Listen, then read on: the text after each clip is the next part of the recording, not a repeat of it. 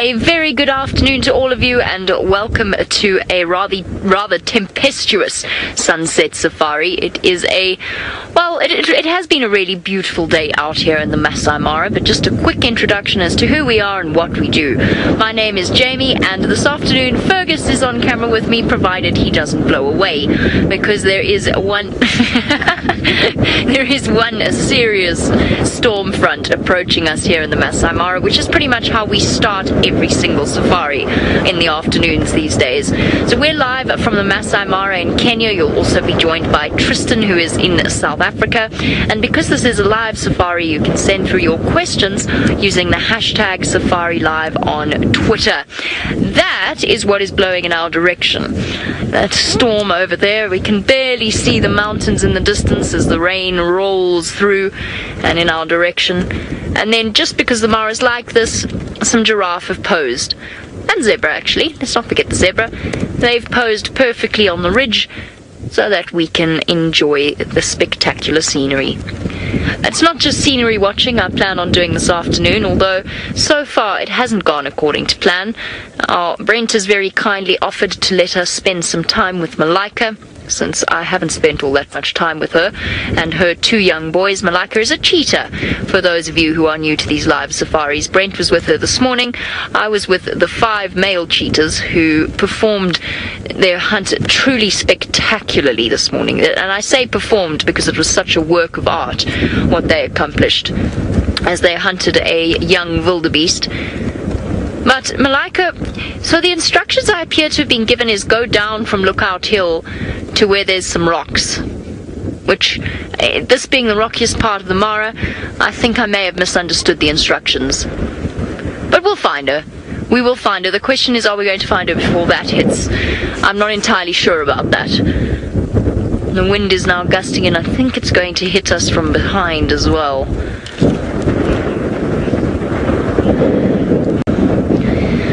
Our skies look particularly dramatic on this side of the Mara River, but of course the Mara weather is unpredictable. Let's go and find out what it looks like all the way in that direction with Tayla, who is still in the triangle.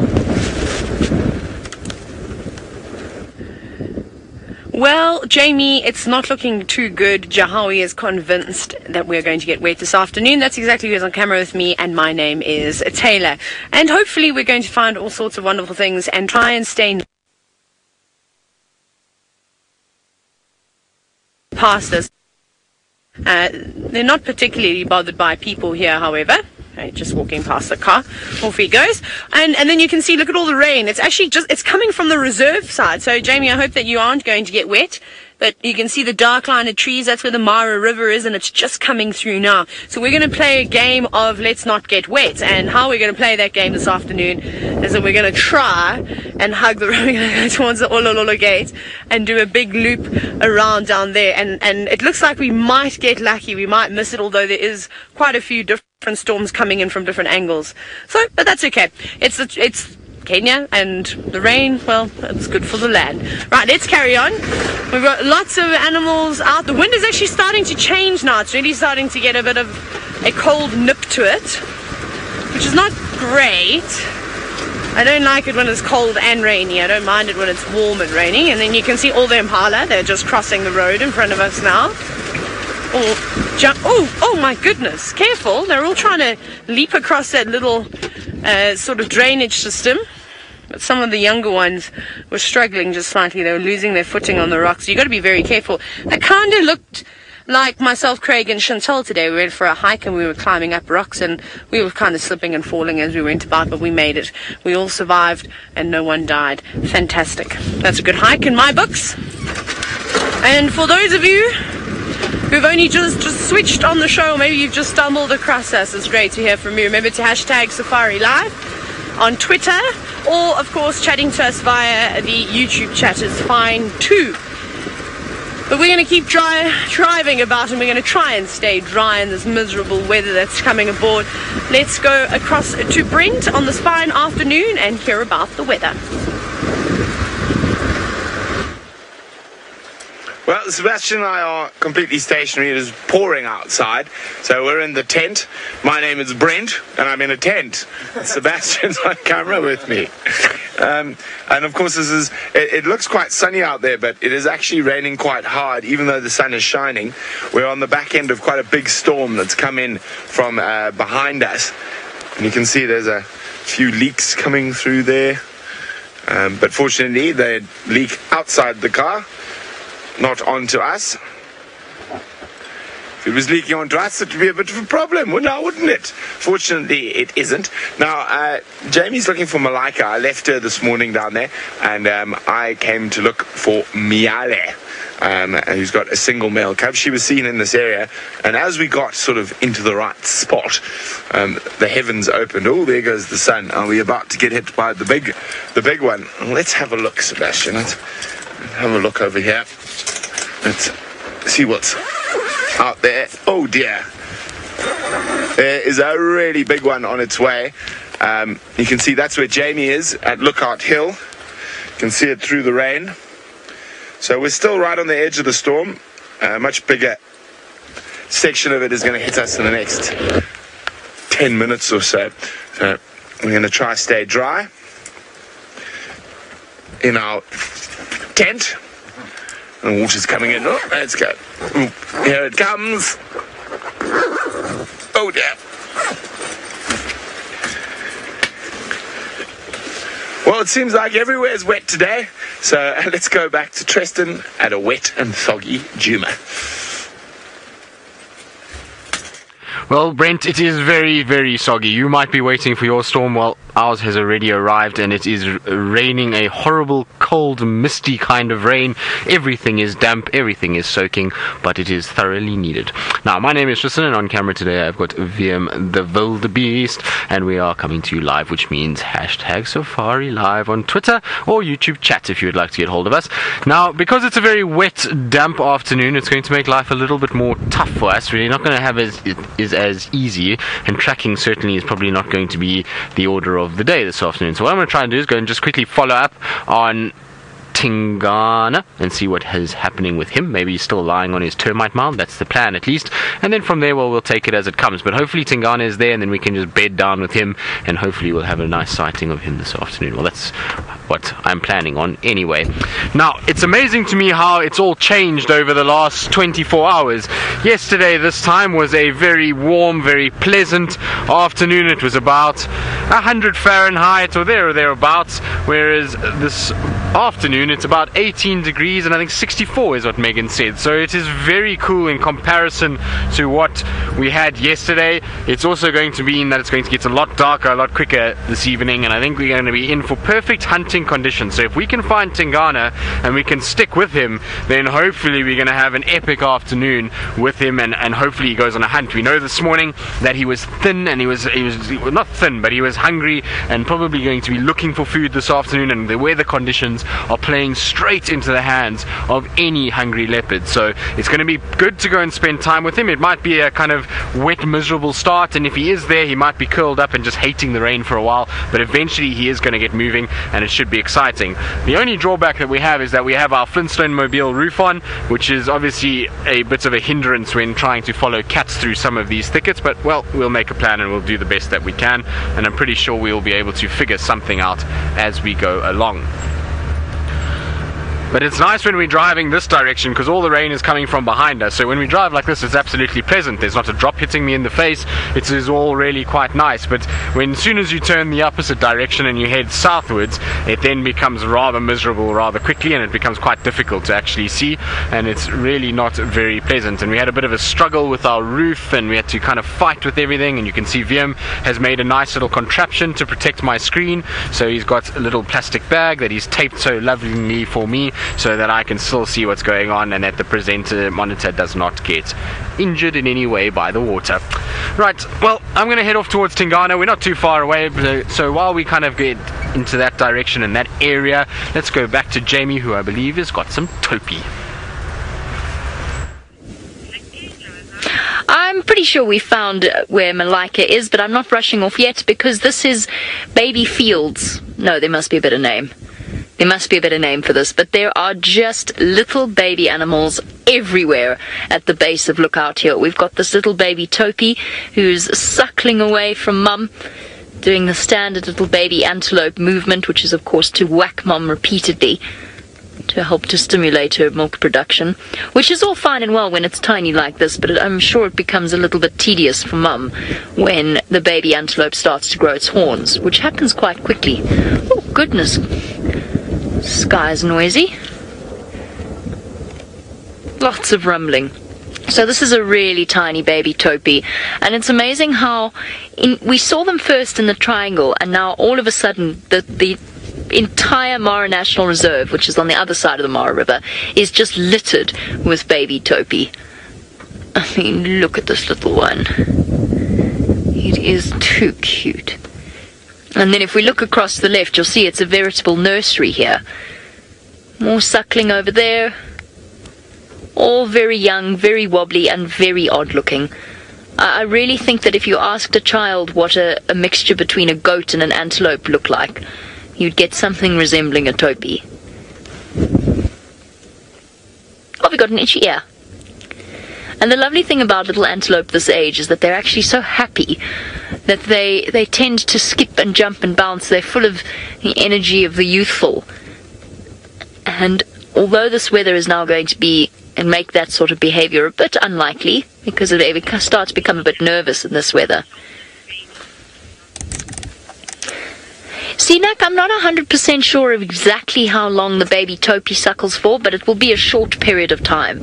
So unlike something like a hyena or an elephant or a rhinoceros that really does invest a huge amount in their babies, the mothers need those little ones to be weaned, just in terms of the lives that they live. There's a very good chance that mum is, first of all, she's going to need her resources quickly, because she's going to breed very, very soon once again. She's going to be mating with a male and giving birth again in the not too distant future. So her estrus cycles will start to come back regularly, and she needs to replenish her body. But then secondly, the little one needs to be able to support itself and be able to survive on its own at an early age. So I would guess somewhere around 3 months the Topi will begin the weaning process. That doesn't mean they don't still try. This morning I saw a massive baby wildebeest. It wasn't a baby. I mean, it was nearly the same size as mum, still trying to suckle. But essentially, I think by the time they're around about 4, 5 months old, 6 months old, they will be able to survive on their own if something were to happen to their mothers. They will be able to graze and feed themselves.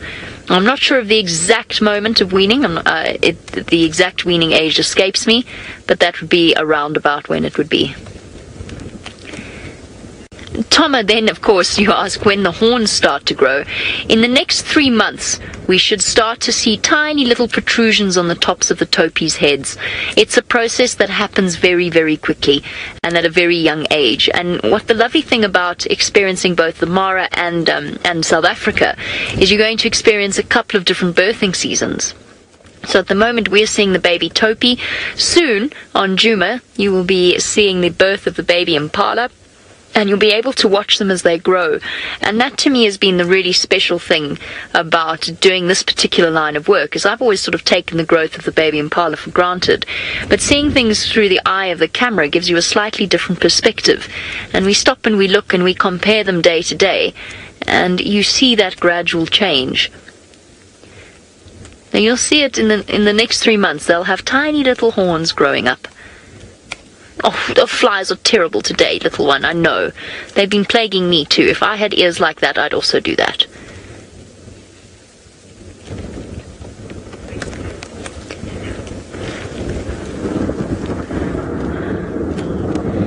A baby Topi Sinak will be called a calf.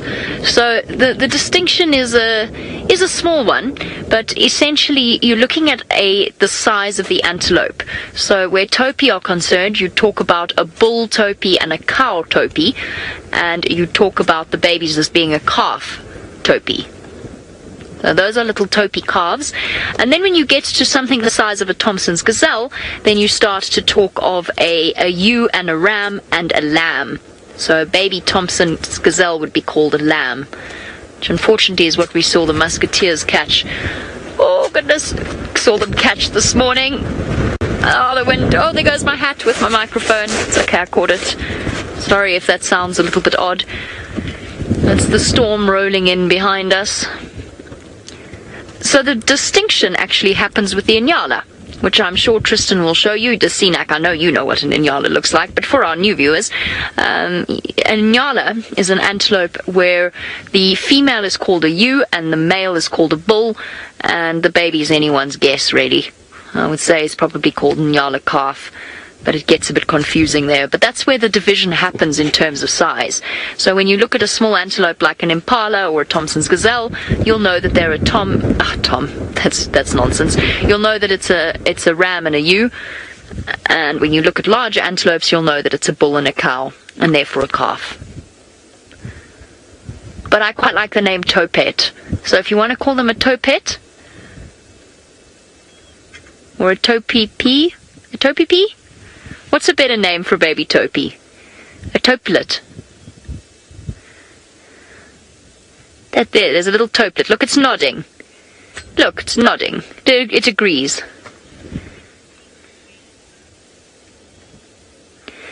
I think it's poor. Oh, shame, the flies are driving it mad. Oh, poor little thing in its eyes. Paula, you want to know how much would the baby weigh at birth? Topi are large antelopes, so I would say probably in the region of around about, I wonder how much that little one weighs now, because it's not long after its birth. Probably, if I think about what it would weigh picking it up, it would probably weigh around about 10 kilograms, so just under maybe. Oh my goodness. Is anyone else hearing that, or is it my imagination? It's a bit rumbly round here. I'll double check exactly how much a baby topi weighs at birth, but I doubt it weighs much more than 10 kilograms. So just over 20 pounds. Oh, fold up like a trestle table. I love their long legs. It's my favorite part. Okay, so we're going to move on and make our way towards Malika before the storm hits us and we're forced to batten down the hatches. Let's go back over to the lovely Miss McCurdy, who has found something a little bit larger than this baby topi. Oh my goodness, imagine seeing a baby topi next to a elephant, especially two enormous elephant bulls, which is what we've got this afternoon. They're moving through the rain. The rain is already upon us, but we've managed to park strategically that we haven't had to put our covers down yet. I suspect that's going to happen. Now, it's been quite interesting with these two bulls. We spotted them from a distance, and they were pushing and shoving one another around. So there was a bit of a tussle, and they're not young boys, so they're not going to be sparring for just fun like young males do. It's very important, sort of pushing and shoving each other around. You learn how to fight. But these are two big bulls that are in the prime of their life. Just by looking at the size of them, they've both got massive ivory. I would say they're pretty much an even match as well. They're almost the same height. Maybe between 40, 45 years old, maybe even a little bit older than that, but definitely big boys that know exactly what they're doing. And if we're lucky enough, we might be able to see them push and shove one another. It doesn't look too serious though, and every now and then they sort of, they'll like I said, they'll clash tusks and then they stop and then they start feeding together.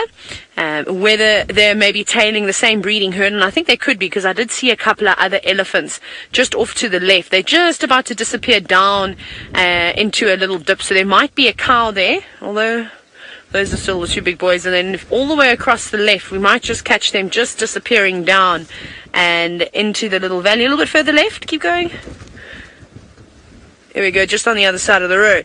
There's a breeding herd on their way down. A couple of young bulls too, but like I said, it could be a young cow coming to estrus for the first time, or perhaps it's an older female.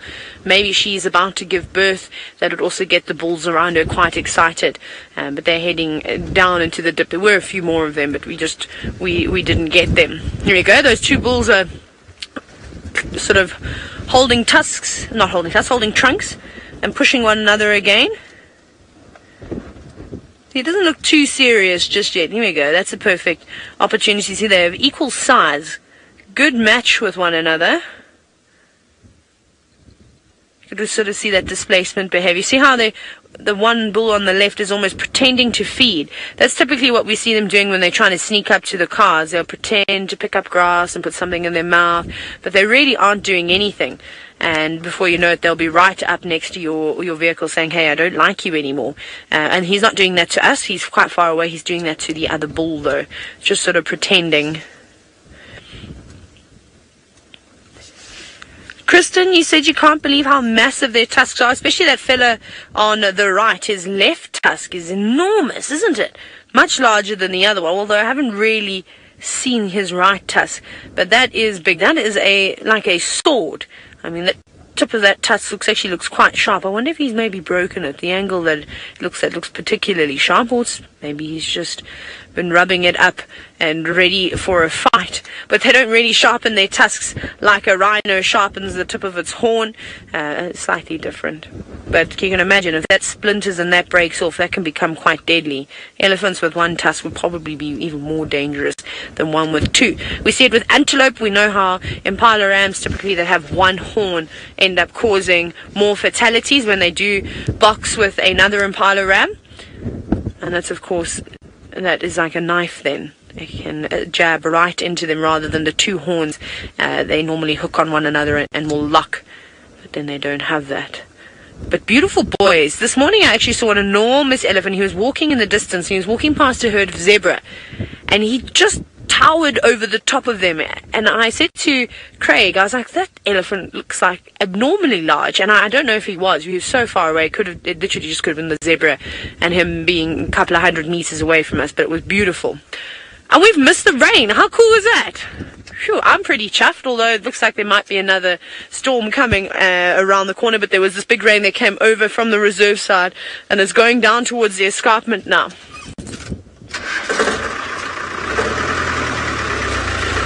Now, Sinak, you're wondering how elephant bulls will know whether a female is an estrus. Is it by scent? Most certainly it is by scent. She'll go into an estrus cycle. And then also females that are about to come into estrus sing a song.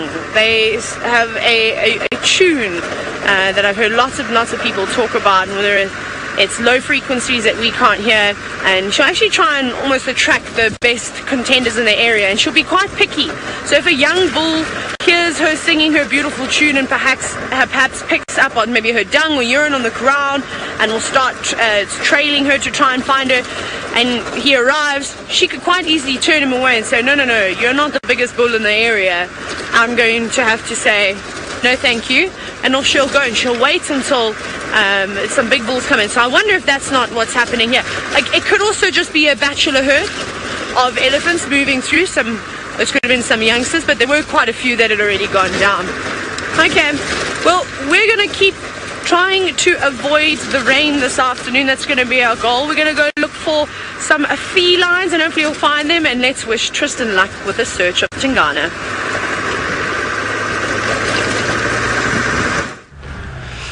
I am indeed, Tayla, and there's no escaping the rain for us. Unfortunately, it is very widespread, and it's the soft rain that just sets in and is going to be here for quite some time. So, Chingada is not lying where we left him. He's unfortunately moved off his mound, and so what I'm doing is just doing buffles of cut line at the moment, and I'm looking carefully because of the way that the rain is falling, the lack of light. Tracks are incredibly going to be a lot easier for me to check if he hasn't already crossed north into Buffalo's Hook, and if we're just wasting our time in the area by kind of checking around here. So I'm just slowly going along the boundary. At least here I've got some soft substrate on my right hand side that if he takes a step on there, I'll at least be able to get some idea that he's crossed over and is no longer on our side. Of course, it's still not easy to see, and it depends on what time he left that mound as to how much rain has fallen and whether or not his tracks will still be visible. But that's the idea, at least. So far, nothing that I can find, and so I'm pretty sure wherever he is, he's curled up in a tight little ball and is just really kind of feeling very sorry for himself at this stage. I know that if I was a leopard and I had to be out here all night, I would be feeling the exact same right now. Now, I do apologize if you see a hand coming in front every now and then. VM has just got to wipe the lens because of the rain that's going to blow onto the lens every now and then, so I do apologize about that. Hopefully we can find Chingada, and then, like I say, we can just kind of camp out wherever it is and just try and kind of settle down and position ourselves so that the rain is not too much of a factor. That's at least the idea. Whether or not we get it right, well, that's anybody's guess at this stage. I don't think we have sort of going to have it that easy this afternoon. It's certainly not going to be as easy as it would have been if it hadn't been raining, that's for sure. The good news is no trucks that I can see going out into Buffel's Hook side, so maybe, just maybe, I get lucky and somewhere here is a Chingada curled in a ball. And what I'm going to do is just go back to that termite mound, maybe just have a look under some of the bushes, just check under some thickets and just see if he's not curled up in this tight little ball like cats do when it rains like this. Either they're active and they're moving, or they're going to be in a tight kind of curled little sort of furry ball underneath a bush somewhere. Now Aubrey is calling me, so let me just get hold of him because he was helping me with Chingada. Go ahead, Aubrey.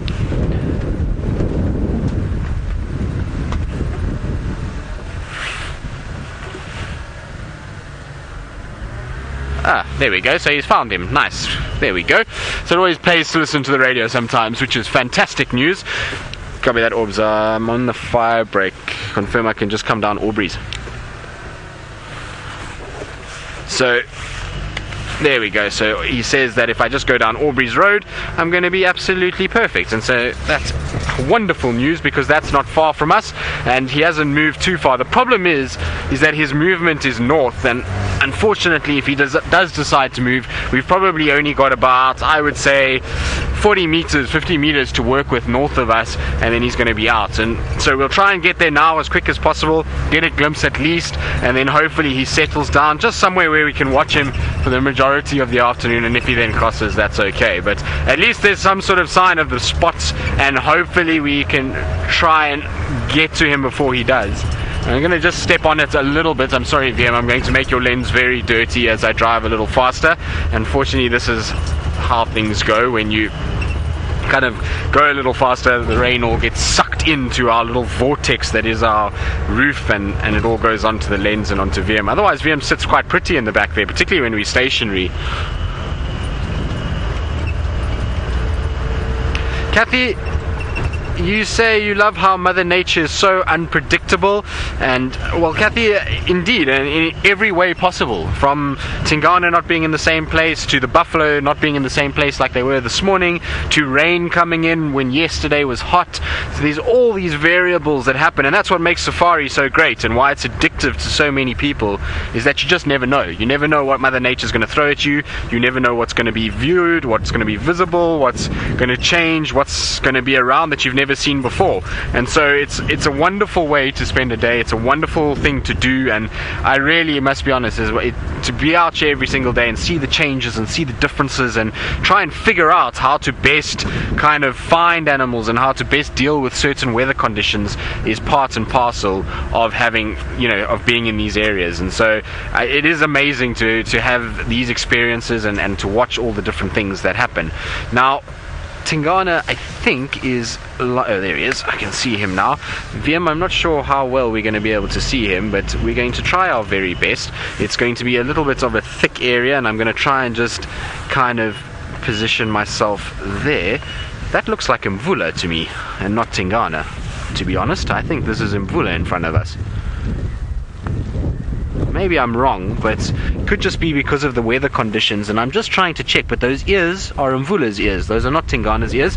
So there is Mvula, and Chingada is where we left him, is not far at all. And this is what Chingada was scratching around for this morning. So that is Mvula. How exciting is this? So we have two male leopards in the same area, and so even though we don't know where Chingada is right now, where we left him this morning, I promise you, is not even 300-400 meters away as the crow flies. So this is the cat that I'm pretty sure Chingada was sniffing around for this morning, and why he was so kind of sort of perturbed by what was going on, why he was moving so much, and why there was a lot of different kind of things going on. So it's really going to be interesting to see what plays out this afternoon, but that's a serious surprise.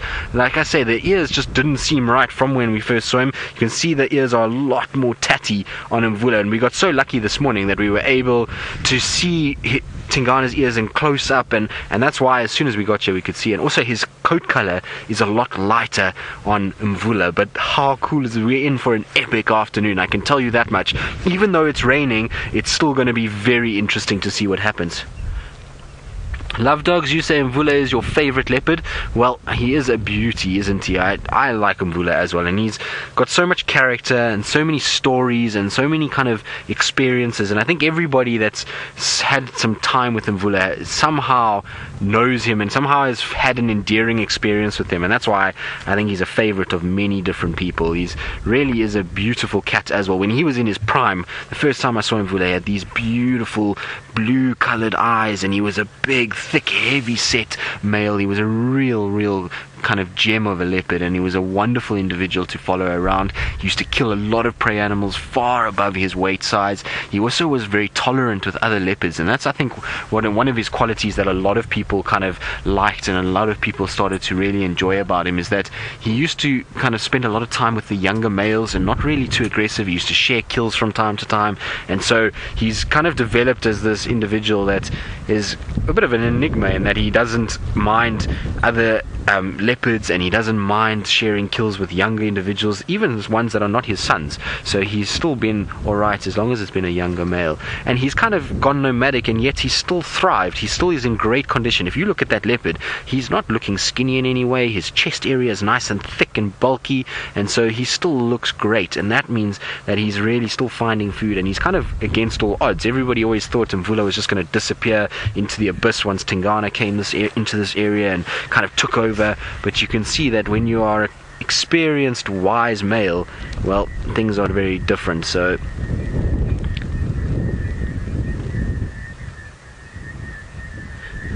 Russian, you say, seems a lot more approachable than Anderson or Tingana. Well, I can tell you one thing about Mvula is he's far better on when you track him on foot than Anderson and Tingana. Both Anderson and Tingana don't like to be found on foot. Both of them typically get up and run and try and move away from you, and then to keep up with them is very difficult. Mvula is a cat that will just look at you and as if to say, what are you doing here, much like Kosana. So he's a little bit different in terms of being able to track. In the vehicles, though, I find Tingana, Anderson, they do move a lot more than Mvula, but there's not really too much of a difference in terms of how they react to the vehicles. I mean, you saw Tingana this morning right around the car, all around us, looking, and Mvula keeps staring in that direction. I wonder if Tingana's not lying somewhere close by as well, and that these two might have even come into contact at some point in this morning's or during the day today. But most definitely he's very concerned about something that is to the west, and that is the area that Tingana was lying in and where we left him. So I wonder just what's going on. I think maybe we might have a sign of Tingana arriving in this general vicinity, and the saving grace for Mvula in terms of not being found is that it's raining, and the scent that he left behind is now going to be completely concealed by having this rain falling, and Tingana's going to battle a lot more to sniff him out than what he would have this morning. So interesting. It's definitely going to be an epic afternoon as we try and kind of keep up with them. The problem is we're right on the border, and so Tingana shows up, I'm pretty sure these two are going to run back into Buffelshoek, but I'm hoping that if Tingana does come, that maybe they go down south a little bit more and we watch the two of them kind of go after this sort of territorial dispute. I have seen the two of them go after one another before, and generally what happens is Mvula just walks away. Mvula just doesn't entertain the process at all, and he just gets up and moves and tries to get out of that area. He's not interested in fighting with these dominant males. He's rather into trying to just get away. Now, interestingly enough, actually, if you watch where he is now and what he's doing, you may notice that he's just mouthing grass. So he's not actually biting grass at the moment. He's just kind of running his mouth on it. And what he's doing is he's gaining the moisture from the rain that is collected on the grass. A lot of the grass will be very wet, and so he's basically drinking water from the grass itself. So instead of having to go all the way to a water hole to go and drink, he can just sit right where he is and just lap up bits of water from the grass itself. How cool is that? Right, well, we're going to sit with Mvula for the remainder of the afternoon and hope that Tingana might show up. Now, my friend Brent in the Mara, seems as though he's gotten a bit of luck this afternoon and has managed to find a big cat of his own. Well, hello. Here's a very damp looking little chap. It's part of the Sala's breakaway pride. The 3 young males with 1 adult female. looking a little bit worse for wear after they got doused in the storm along with us. Well, actually, they look like they quite enjoyed it. It's been quite hot for the Mara today. So a little cool down. Now, I don't know if they know that there's 2 big male lions just over the rise. And I think if those 2 big male lions came here, there could be a problem for these little boys.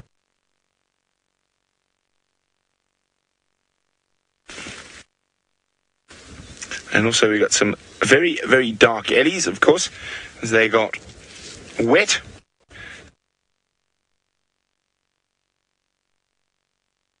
I think it's dead to chase the lions, but they're still quite a long way off. Hey, little guys. He's quite young and he's already got a nice set of teeth.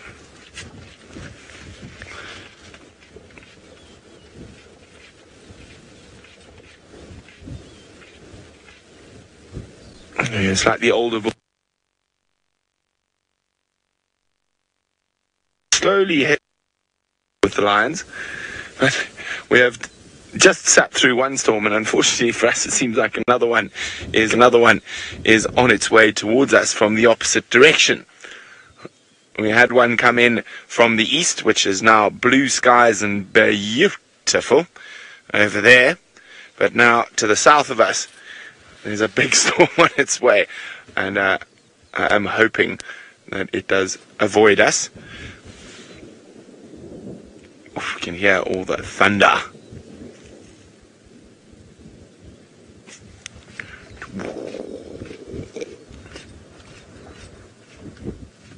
Yeah, well, I want to go check quickly. There's male lions are right here, and I don't think these lot know, all the male lions know that they're there. Now, if you have any questions, hashtag Safari Live. Now, I'm going to go see what the big boys are doing. I'll hopefully be in a spot where I can see both these lions and see if the elephant get close to them, as well as keep an eye on the big males. But while we do that, it seems like Madam McCurdy's luck is changing, and she found some big cats of her own. Finally, I was set out to find us some lions this afternoon, and that's exactly what we've done. And isn't it fitting that yesterday we were talking about, no, not yesterday, it was this morning, I think, that we were talking about, well, golden grass and dark skies. We had the complete opposite, though. We had bright green grass and but dark skies, nonetheless. We've got 3 lionesses here. The other 2 are just out of sight, but we'll go around and have a look at them at the moment. However, they are horizontal and, well, hidden amongst the short grass.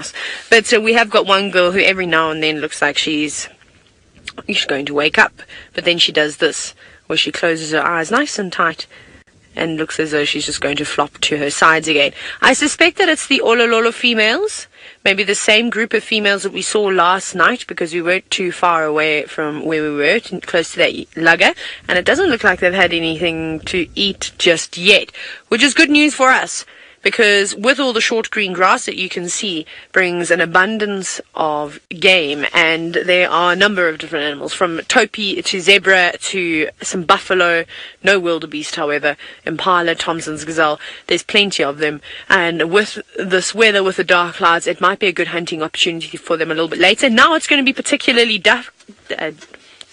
Why did I say duck? Tough, because, I mean, when you look at the lions, I mean, if you just look over here, look how easily you can spot them on the grass. See that? And then the one on the right is even better. She stands out like an absolute sore thumb. You see that? So that's no good for hunting during the day. So they'll probably wait it out until the sun goes down and it's a bit darker. And then make them. Although, hang on, that lioness over there, now we're having a close look at her. She looks like she's got a relatively large belly. Maybe they got something small. We did also only see 2 lioness last night, but the others could have just been about in that lugger system that they disappeared in. That's definitely a possibility as well. You can barely see anything in the distance. The clouds are still quite thick. That's wonderful. There's some Thompson's gazelle walking back past the lions. I'm sure they can see them, though they don't look too panicked. And another girl just waking up. And some crowned cranes also just on the right-hand side. So you can just see how much life is actually here. So that's good to see such a variety of different animals. It means that it's a good ecosystem, really, that it's supplying lots of life for the needs of various animals out here. I wonder where the youngsters are. We've definitely seen 4 lions together. There could just be one off in the distance somewhere. It's not uncommon for these cats to split up every now and then and do their own thing. They will come back when they need to. But we'll hang around here for just a little bit longer to see if they do wake up. Otherwise, we'll go look for some other lions and some other things. Jamie has found her cheetah. We have found our cheetah indeed, and not only have we found our cheetah, but we found our cheetah in the rain initially, but now on the hunt for some impala up in front of us. So what we're doing at the moment is just clearing some space between us and her, and then we're going to watch her movements from here, because we're right down on a slope, and if she does decide to chase, she's going to go all the way up and over it. We've seen how fast these cheetah hunts play out. So we've still got a little way to go. Let me set the scene for you quickly. There's Malika over there. She stopped for now, so I don't feel too bad stopping. There's Malika. And, of course, the other vehicles that have come to enjoy her famous presence. She is one of the most famous female cheetah in the entire world. And then there is the impala that is up ahead. And the impala is completely unsuspecting for now. So she's after them. And of course, it's not just herself that she's feeding. She's also got 2 rapidly growing boys who have grown so much since I first saw them. Very first time I saw Malika's boys, she just came dashing out into the main road in front of us, chasing an entire herd of zebra. So she's not afraid to punch above her weight, that cat. I mean, to see her chasing zebra was quite an extraordinary thing. She's she's a female cheetah and she's on her own. Her 2 boys were very enthusiastic in terms of helping her, but essentially they don't really know what they're doing. Sorry, Megs, can I just confirm that while we wait for Malika to move, which is absolutely fine because she's still got quite a while to go, did you say Mvula rather than Tingana? Okay, I did hear that correctly. Alright, off you go across to Djuma to spend some time with Tristan and, of course, the old man himself.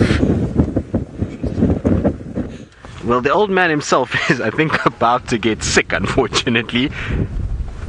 Oopsie. Oh no. Not good.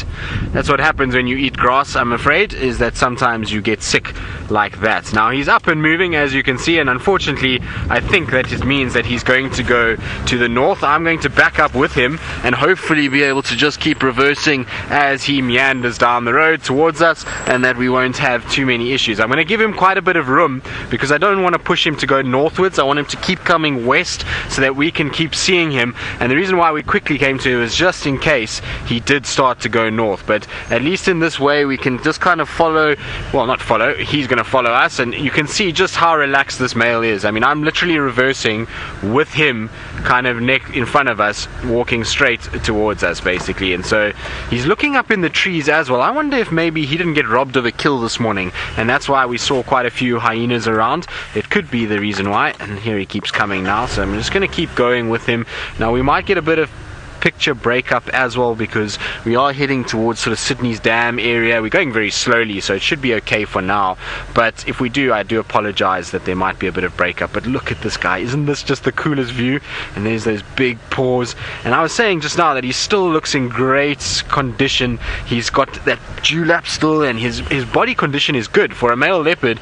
He doesn't look bad at all. I mean, he's not in the same size category as Tingana. Tingana definitely is a bigger individual, but he is still looking really good. So I'm quite impressed actually with the Mvula and what he's managed to kind of accomplish as an older individual. So it's been really good to kind of have him around over this winter. I didn't think I would ever get to see Mvula again, and you know, he's just kind of come out of the woodwork and has carried on and still is around. And look at that, he just is, I don't know, there's something about Mvula. I always like him. His eyes are absolutely incredible, particularly in kind of cold weather like this.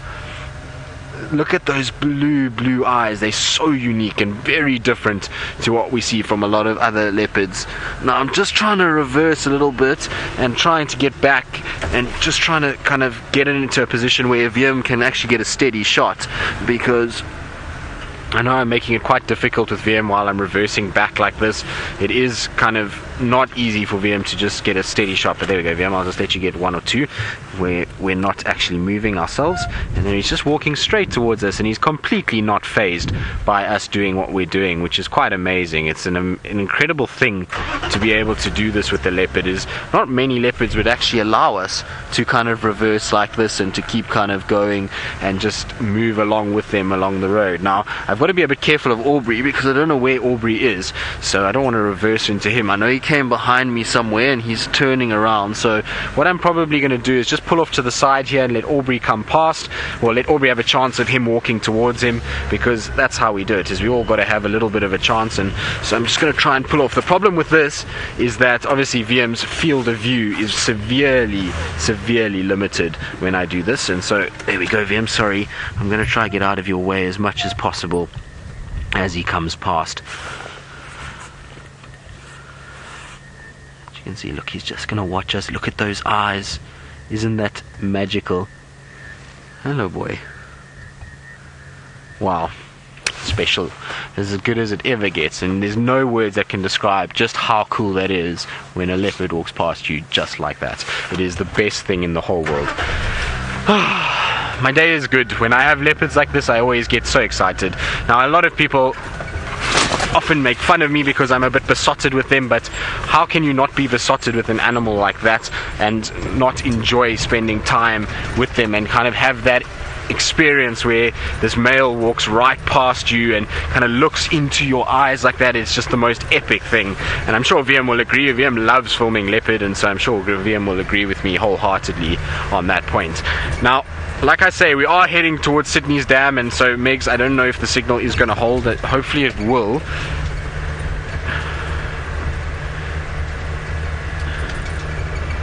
Okay, so apparently the Mara's got a bit of technical issues, so I do apologize if there is a breakup in picture. We might unfortunately lose it. We do sometimes around here, but maybe, just maybe, with the new repeater things will be a little bit better and we'll actually be able to keep signal in this particular section. I'm hoping that's going to be the case. It'll be epic if we can, and be a good test of the repeater that's now up and see how it actually is working. But here we go, we're just going to pop out in front again, and it's also with this roof and kind of rain covers that we have on, this is the easiest way for me to give VM a chance to actually film without kind of having to deal with all of these covers. These covers make it a lot more difficult for VM to film, and so if I can just keep straight on with them, then it makes life a lot better. Yeah, he's going to go to the toilet a little bit.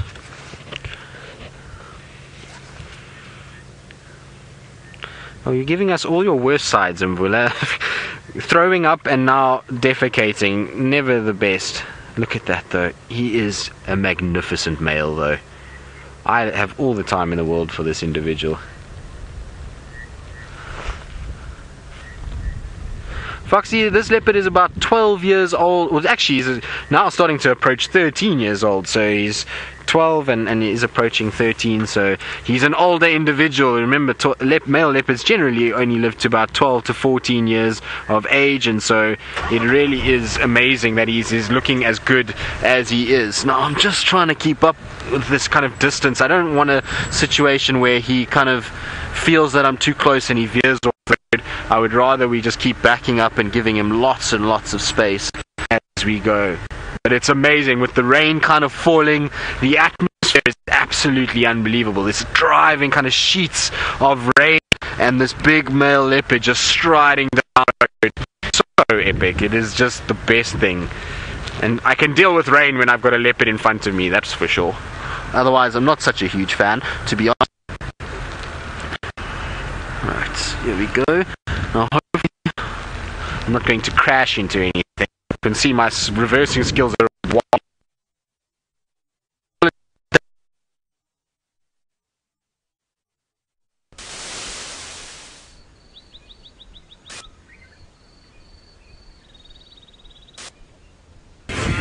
I am so happy that we've got you back, because it allows me to use this line that I was really disappointed I wasn't going to get to use. Look everyone, it's spots of gold under the rainbow.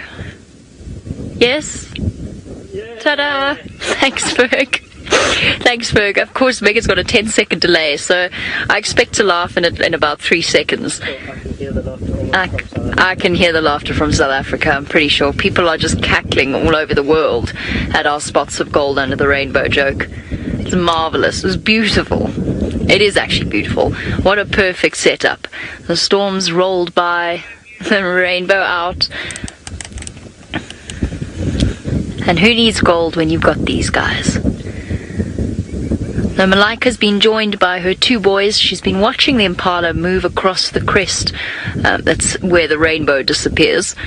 And most of them have vanished now, so the urgency of the hunt has been slightly diminished.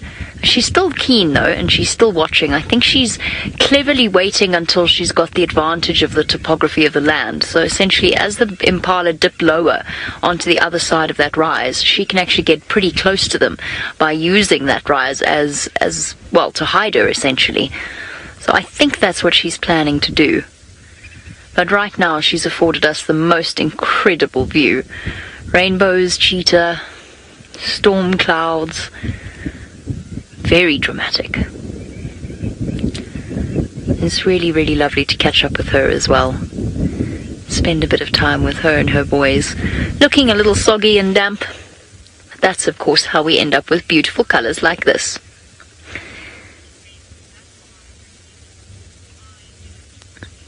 Now, I didn't do it. You say you've never seen a rainbow this vibrant before.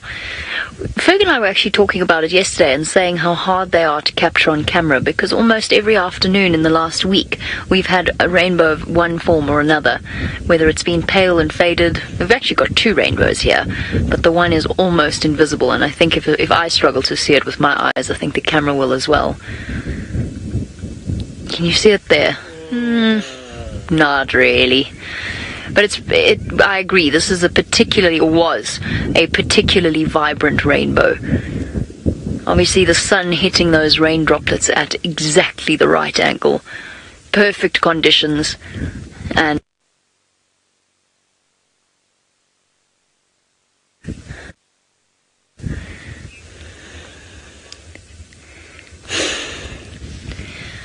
Emre and King Quad, who knows what lurks in the surface thoughts of a cheetah's mind. I doubt they're marvelling at the rainbow, but perhaps they are. I mean, we do know that they see some colours. They don't see colour like we see colour, or like birds or primates see colour, but they are not completely colourblind. Whether or not they recognise and see the rainbow, I'm not sure. Would be nice. It's nice to imagine that they are. What colours would they be seeing? The reds and the greens, and they wouldn't be seeing the same shades that we are. And that's simply because, like most animals out here, they're geared towards nocturnal vision, so they've got a completely different concentration of rod cells compared to cone cells than we do.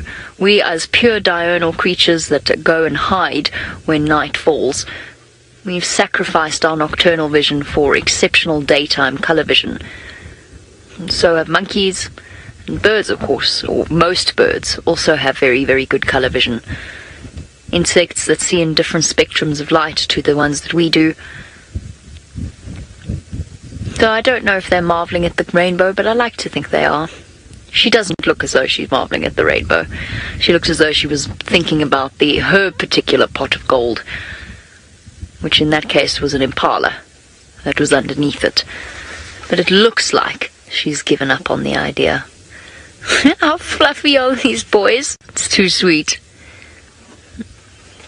Fluffy, fluffy backs of their necks.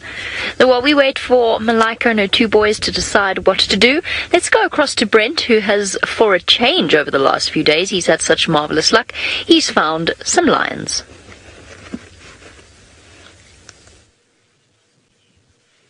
Well, right back at you. Jamie's also had incredible luck with those 5 boys, but look at that.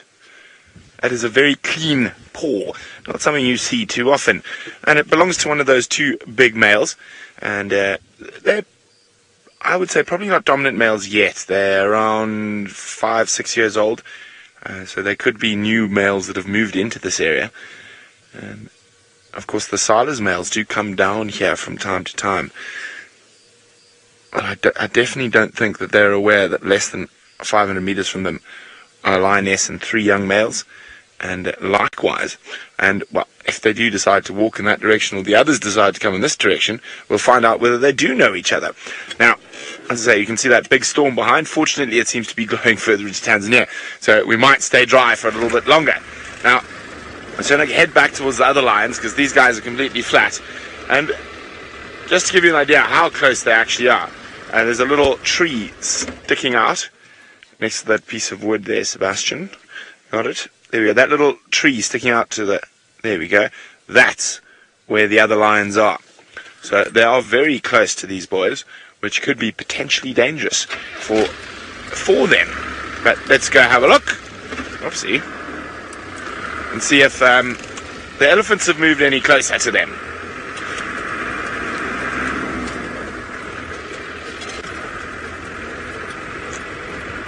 I'm sort of umming and ahhing at the moment whether I should carry on and go have another look for Miale and her young male cub.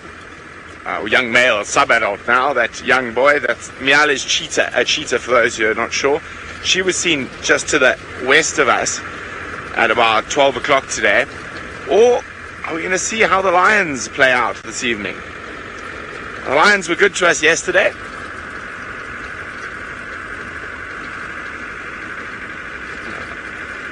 It looks like the elephants have not moved any closer. Actually moved further away.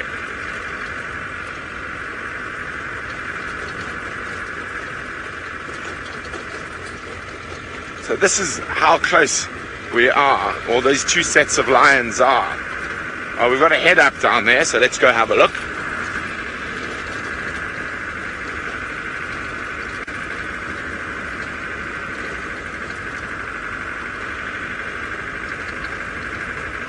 Okay, well, while I get to the lions that are just up ahead, let's quickly go for one last view of Mvula with Tristan. Well, luckily we don't have to worry about one last look just yet because Mvula is turning south, so he's walking deeper into Djuma now, which is fantastic news for us. It seems as though he's spotted something. He went up onto a termite mound, and look how he's walking. His whole posture has changed compared to when we saw him sauntering down the road towards us. He's now gotten into a lot more of a kind of poised position. He's watching, he's looking, his paws are moving a little bit more kind of circumspectly, and he's just kind of keeping an eye out on what's going on. Now, I don't know if potentially there's maybe some impalas around or something that he's spotted that he's interested in, but for sure there is something that Mvula wants to look at and wants to investigate. And I was saying to him, now this weather is perfect for a leopard like Mvula to move around. It's dark, it's dingy, it's wet, it's windy, and it's not going to be easy for prey animals to pick him up. And he loves hunting things like warthogs and porcupines and all kinds of random animals. In fact, his last kill, I believe, was a civet or a honey badger, something like that. So he managed to find himself some very odd meal, but he seems to be seeing something. What it is, I'm not quite sure. Now, I do need to quickly kind of reposition because VM only can see in front where I can see, and so it's quite tough just to be able to kind of position ourselves a little bit better. How are you doing there, VM? Is that better? There we go.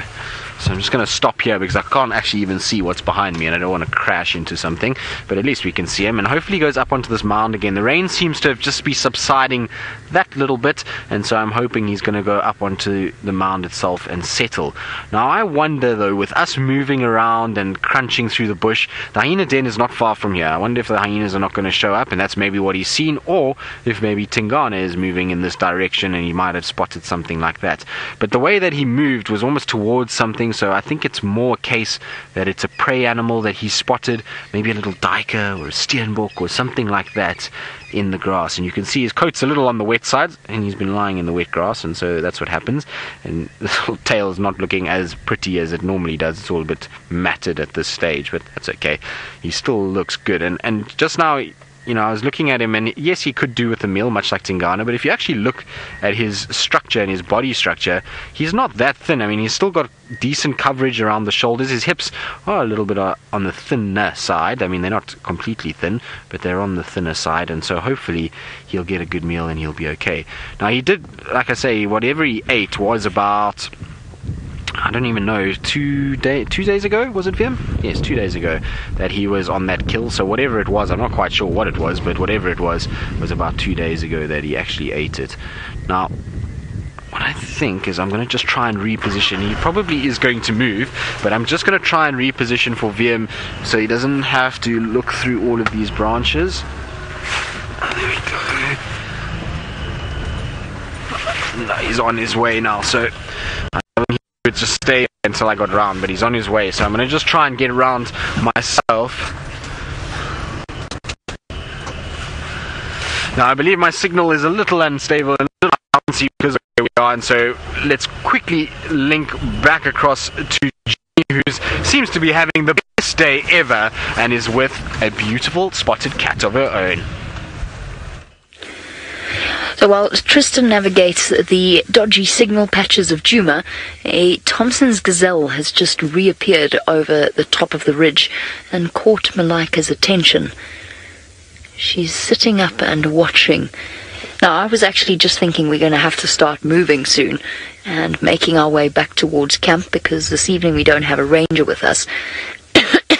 But then she sat up like this and I simply can't resist staying for just that little bit longer.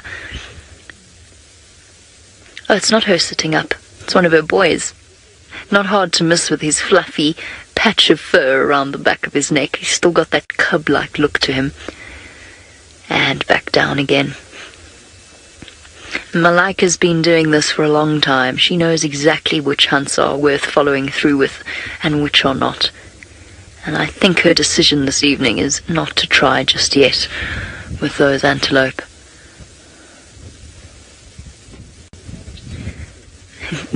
Something flying in is a geese. Looks like geese. They've got that flappy geese movement. Yeah, Egyptian geese.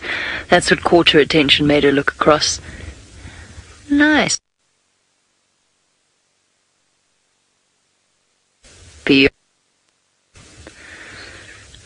Making their way back towards the river, I imagine. And wherever you are, wherever you happen to find yourself, you will find Egyptian geese. Even Egypt, which of course is not the reason they're called Egyptian geese. I wonder if you do find them there. I bet you do. I bet there are Egyptian geese around there. Tommy, tail going furiously. You saw earlier with that baby Topi just how serious the flies are at the moment. Now the rain that we've just had will probably help to settle them a little bit. But they're out in full force today. And that's inevitable. We're in the rainy season of the Masai Mara. And as a result, insect life as well as mammal life will thrive. Now don't forget to send through your questions. All of this is happening. Send questions on hashtag Safari Live on Twitter. That's how you can get hold of us. And I'm hoping I haven't strayed into... Oh, she's seen it. Caught her attention now. Imagine how much more difficult the life of Mother Cheetah becomes when you've got 2 teenage sons with you. Full belly, well, empty-bellied all the time because they're growing so fast. And at the same time so eager to hunt with, or help with the hunt. And unfortunately lacking the skills and the experience to do so. She's got to get them to the point where they're able to look after themselves and at the same time keep the entire family fed. A monumental task that all female cheetahs will have to face. It's really nice to see the size difference as well, because you can get an idea. They're nearly the same size as she are, but she is. But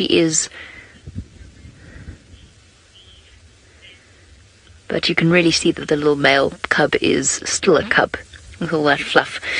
Ben, if a lion really set its mind on capturing a cheetah, would its endurance be able to would it be able to keep up with the cheetah? My answer is no.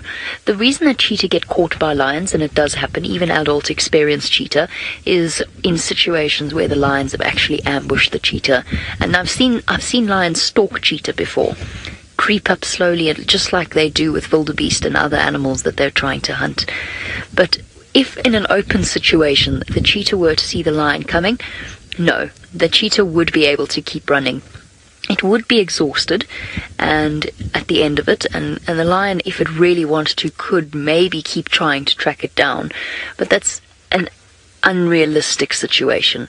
The lion wouldn't persist that far. And I mean, we've seen cheetah chased by lions regularly. And in fact, the one night when I was out with Manu, we saw the 5 cheetah males chased by 2 male lions. And those male lions carried on for a long time. They probably chased those 5 boys at least a kilometer before they stopped and they gave up. And even at a trot, the cheetah was still outpacing them. So no, I don't think, even with the slightly greater, but remember, lions don't have the best stamina either. It's better than the cheetahs, but it's not the best. I don't think that they're going to bother to waste energy trying to chase down a cheetah, because the cheetah can run ahead, rest, and then run again, rest, run again, rest.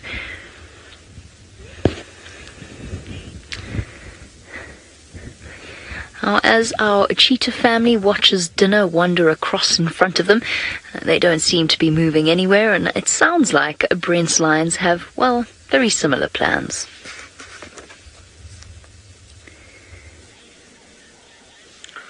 Well, they are occasionally lifting their heads, but snoozing definitely seems to be the main part of...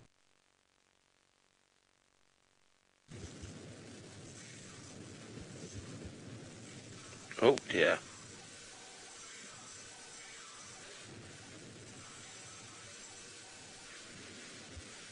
Sorry about that. Now, the other males are doing the exact same thing.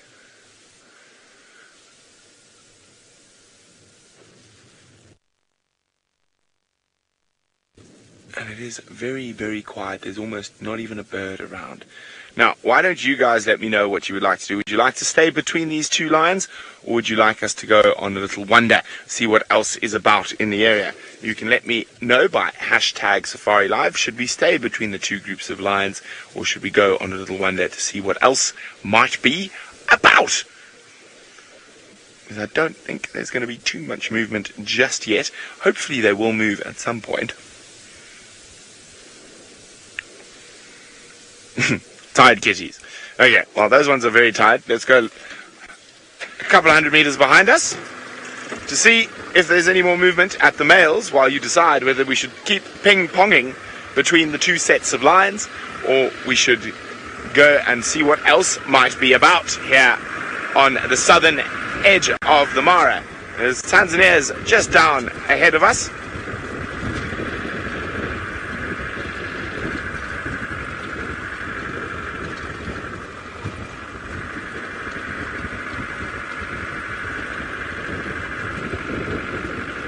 It has been a busy few days on this side of the river, and we've had that lion and warthog last night. We had the lion fight yesterday morning. It feels like days ago. We cover so much ground, but tomorrow morning Jamie and I will be heading back towards home and having a look. And of course, we're also going on leave in not too long, and I've been very excitedly paging through my bird book as we go into an area I've never been before in Uganda to see if we can I'm definitely going to find some new bird species, but hopefully there'll be some good ones.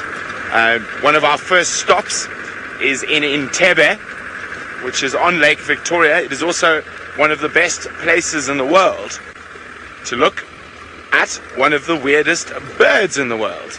Let me just find it for you quickly. It is a relative to a stork. Jamie calls it dinosaur bird. Oh, you see him there next to you, Seb? Oh, here we go. He's got a grasshopper. Here we go. Now we do some hardcore birding. Now we need to look very carefully. I don't think it's a testicular. Okay, you can see there's a little white eye stripe. Oh, I'm tripped. Don't see leg colour and bill colour. Hey, don't go behind the windscreen. Has he gone past it? There we go. He's out into the open again. And I stopped for a feed. pinkish bill. I do think I know what this is. This is one of the very small lark species, and I think this should be a new bird for everyone on their lists. So let's try figure out which one it is. Now, larks, oh, they can be lots of fun. It can be very, very difficult. Fortunately, it's got that very distinct eye stripe, which should make a difference, because there are not too many lark species in this area. So, I didn't quite see... Oh, has he scoffed it down already, Seb? Yeah, might have just now, yes. Okay, so it is one of the small larks. Sorry, just let's get to the beginning. And a very, very distinct white eye stripe. Pinkish bill, not pink, but pinkish. And no,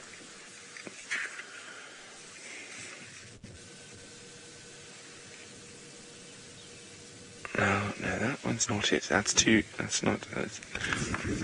So there we go. Can be very tricky. So here we go. Let's have another quick look. I want to see his leg colour as well, if he gives us the chance to. Pinkish or pale bill. Very distinct eye stripe. Also quite dark markings. What, do you see leg colour there, Seb? Not yet. I thought they looked a little pinkish. Let's get to the right things.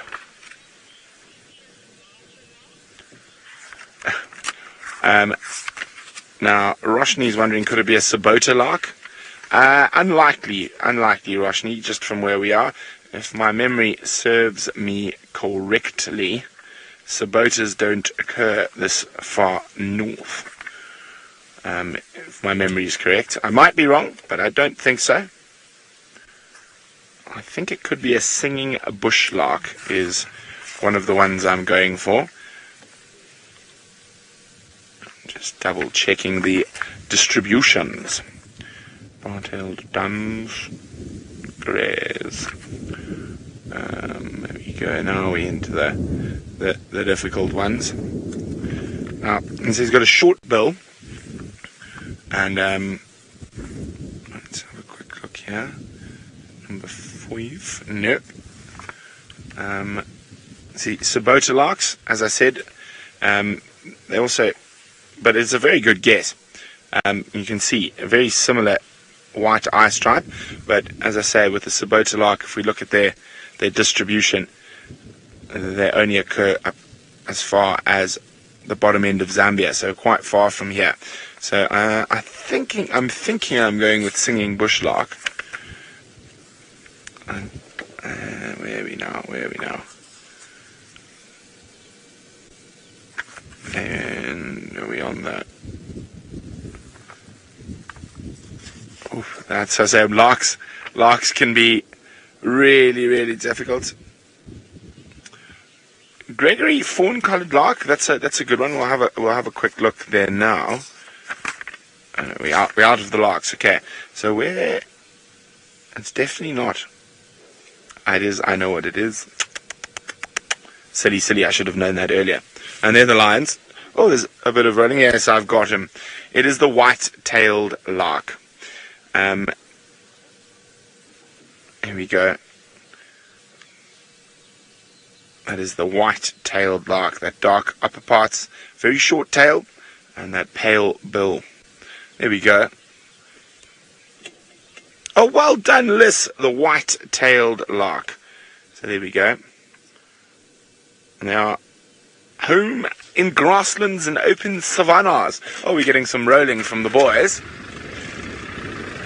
My goodness, that storm in Tanzania seems to just be getting bigger and bigger as well.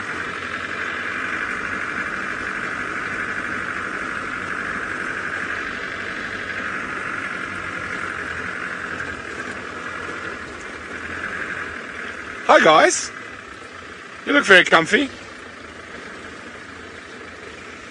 We've had a busy day of lying about. You can see they're very pretty young males. Very, very, very pretty faces. Well, when they decide to remove them from the grass. And you can see they are quite young. I'd say about 5 years old. Around there. So probably not dominant yet. Oof. Oof. Oof. Oof. If you take your head out of the grass, it'll stop scratching your eye, mister. Silly thing. There you go, just put your paw there.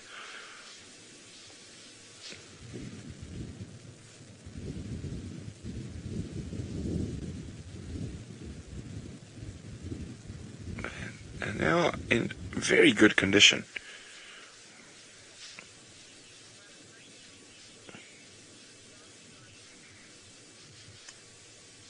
Okay, well, these guys continue to nap.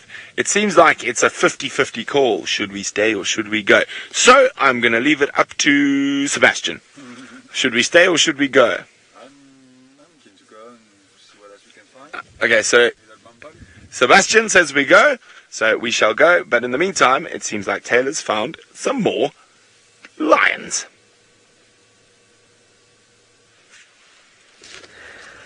I seem to be the lion queen today and also the queen of the Kori Bustards because I've just found another one. Look, just before I even go into the lions, before this bird flies away, I can't believe talking about how I haven't been seeing Kori Bustards at all, and then from, well, one to a second one today in a completely different area. So that's quite nice. The Roadrunner that we were talking about this morning, and a couple of zebra too.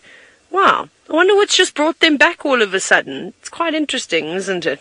But, of course, it's probably going to go and disappear somewhere. So, last night, if you did watch the sunset safari, that's fantastic, because then I don't have to go back in time too much. And essentially, we were sitting with 2 male lions. Ta-da! Here they are, fast asleep, slowly stretching every now and then. And they were mating with a lioness. They're not mating with a lioness anymore. They've actually moved quite far away. There must be a couple of 100 meters from those 3 girls that we had a little while ago. So that's quite exciting. So we were right in saying that it was the end of that female's estrus cycle, and that both boys have obviously had a chance to mate with their female. So quite exciting. But now they probably will go off and continue with their territorial patrols this evening, go and make sure that the other prides are okay. And they still look thin, so they haven't eaten anything. There's so much food around here for them. So I actually thought that was quite nice, just to finish up the story and to actually see what happened. Sometimes, you know, they just up and walk away after they've been mating. You never really know what the end of the story was. And I feel as though that happens quite a bit with nature. So it's always nice to close a book. But we won't hang around you with these fellas for too much longer. The reason why I say that is because I think the girls are going to get up first. Even though those lionesses looked like they had I hope there's no cars behind me. It looked like they had a bit of a meal. I don't think it was anything big. Maybe it was something small like a Thompson's gazelle or a warthog that they just shared. But they were very keen. They were looking around. So I think we're going to head back towards them again and probably spend some time with them. At least if they do walk in either direction, there are roads that we can follow them on. So that's quite nice too. So that's the plan. That's the plan. And maybe we'll get lucky. But I'm not sure. Now, I can't believe that Djuma's having such rainy weather. Oh, actually, I shouldn't be surprised. It's about that time of the year again. I hope Tristan is keeping nice and dry. And it seems as though Mvula, one of my favorite leopards, is trying to do exactly that. Well, we are trying, Tayla, but we are failing absolutely miserably. It is coming down in sheets now, and it is really not very comfortable. And Mvula is trying to find a little place to tuck himself away. We're getting absolutely soaked where we are, so I'm going to have to try and come up with a different plan at the moment, because all of a sudden the wind kicked up and the rain is really coming down a lot harder than what it was just now. And so I'm going to have to try and position myself slightly differently so that we don't get absolutely smashed by the rain like we are currently. So our efforts to stay dry have well and truly been thwarted, and well, you can see Mvula is not looking at the happiest of cats at this stage. He is curled up as tightly as he can in as thick a bush as he can, and it was very funny to watch him. Shame, I had to feel sorry for him slightly, but what happened was he kind of went down there and he was about to sit down and he put his backside down, and he thought twice about that and thought, no, all these leaves and things are wet. And so then what he did is he took his paws and he scratched until he got to some dry sand and made a nice little nest for himself, and then he lay down inside there and is now curled up. And so he's not lying on cold, wet leaves, but rather nice, dry sand that he managed to dig up and find. So he's not looking as comfortable as he probably was a few minutes ago. Like I said, the weather is turning quite quickly now and getting quite horrid out here, and so our poor cat is just trying to keep himself as dry as possible, really.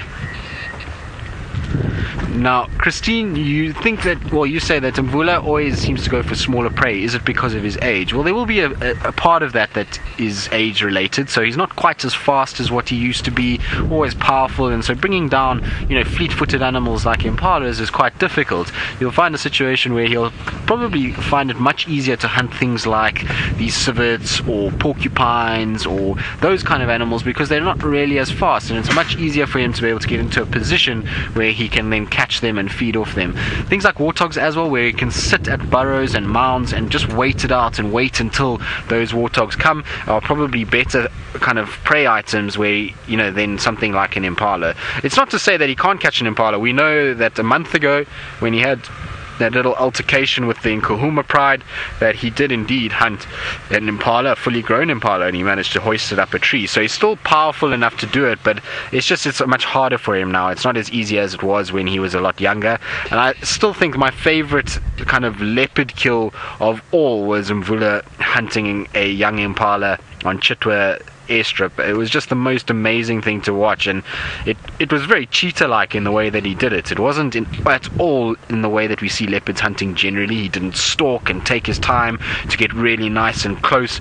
All he did was he just literally ran like a cheetah across that open area that's just on the western side of the airstrip and absolutely obliterated this poor impala that didn't even know what was going on. What happened, the herd just panicked and they all ran in different directions. I don't think anyone actually knew where he was coming from, and one just ran straight into him, and he unfortunately took it down. Well, fortunately for him, unfortunately for the impala. It was just the most amazing thing to see, though, this male leopard just streaking across an open area like a cheetah. I think Mvula didn't quite get the memo as to how to hunt like a leopard, and so he used to do it often. I used to watch him chasing all kinds of things in that way, and so unfortunately these days he's not quite as fit and as fast, and therefore those kind of techniques are not going to work as well. And so smaller prey items and slower prey items, more specifically in the form of things like porcupines, is going to be far easier for him.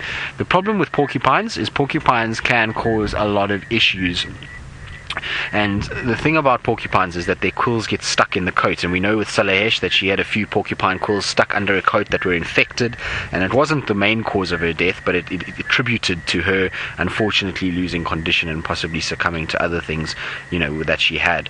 And so porcupines are very dangerous for them to be able to kind of hunt and to be able to kill, and so they've got to be very careful. Now, Sinak, you are wondering how a leopard would go about killing a porcupine. Well, it's a very difficult process, but generally what they try and do is that they try and kind of just circle the porcupine more and more and more, and eventually try and kind of use their paws to flick the porcupine over, and so to try and turn the porcupine onto its side so that they can expose that soft underbelly and throat area and then grab it very quickly. Sometimes it doesn't quite work that way, and they get a few of those quills in the face, and they've got to then try and pull them out, sometimes in the paws. If it gets into the paws and the legs and the chest, it's not so bad because they can use their mouth and pull them out. But when it's a situation where it gets into the face, then sometimes it's very difficult for these guys to remove them, and it can cause a huge problem. But generally that's what they're trying to do. They're trying to use their paws to kind of flick the porcupine over and be able to get to it from the underside. Now, that technique is not a technique that only applies to leopards. Funny enough, back in the day when people used to hunt porcupines in these areas, and particularly in the Kalahari desert sections of South Africa, how they used to hunt them is by using either a thing called a bitter melon or a watermelon. And what they would do is they would find porcupines, and porcupines are quite actually easy to find at night. If you in an area with a high density, just using a light and you walk around, you can generally find them quite quickly.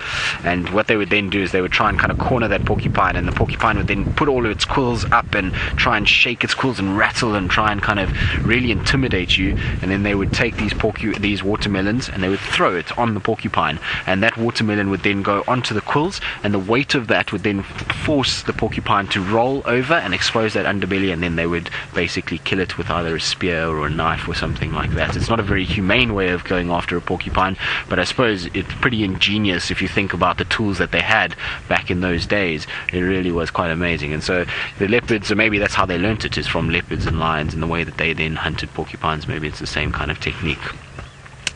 But I think what I'm going to do is sit with Mvula. This weather is easing off a bit now. The rain stopped slightly, and so I'm sure Mvula is going to take a nap, but hopefully later he's going to get up and start to move and start to actually try and maybe go on a hunt. And talking about hunting, my friend Brent is sitting with those lions in the Masai Mara, and I believe that they are up and moving now, and they are on the hunt. So let's quickly jump across to him.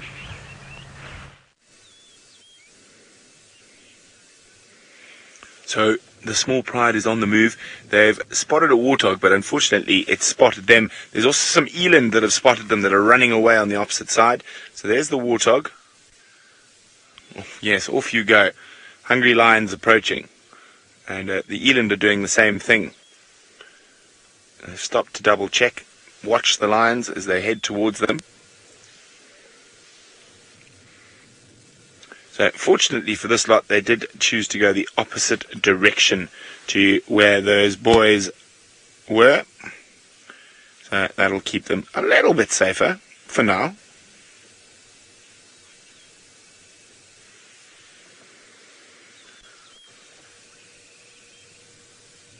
Okay, I need to do some low flying to find a place to cross the laga that they're going to cross, because it is quite a deep one.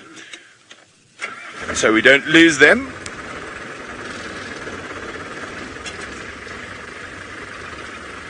I know there's a crossing down there, but it's a double lugger. And I think the crossing up to the right is a long way away.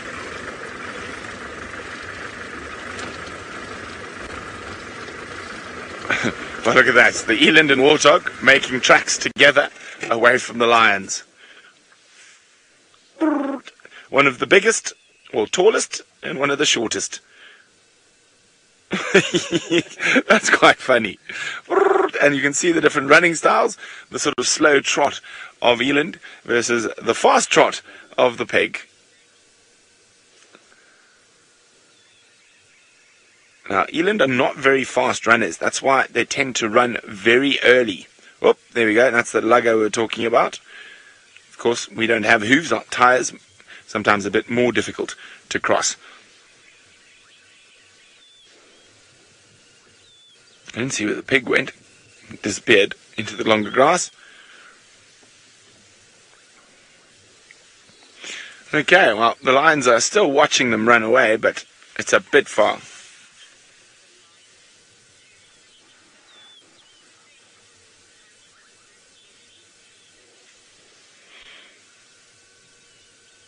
Sorry, Megs, I didn't quite catch that question. I know there was something about wind in lions hunting.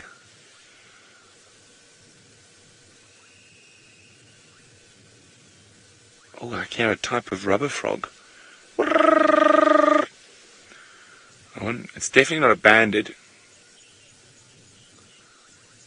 Tristan would like to know whether wind will affect the lions hunting. Oh, are we going to have our second digging lions in one day? Is there a fresh turbo? So it will affect their hunting. Now, a lot of people think lions will think about the wind.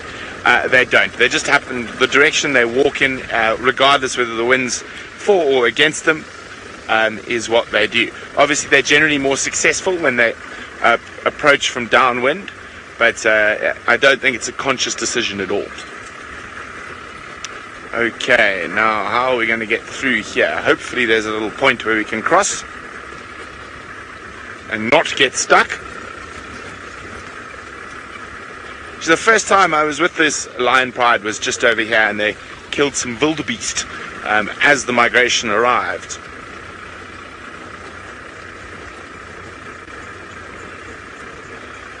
Oh, lions, are you leading us on a nice way across the lugger? Looks like they might, unless they've got to jump. No, that is not a nice way across the lugger, but this is okay. That's a terrible route. This way's much easier, guys. You gotta be quite careful after the rain as well. So the bottom of these luggers can get quite slippery. Just like that. So we need a bit more speed. Stop looking at my tires, naughty little man. I saw you. So when the tires were spinning and watching mud, this guy, you're naughty. He came and came after the mud that was being flung out. So there's that instinct to chase and movement.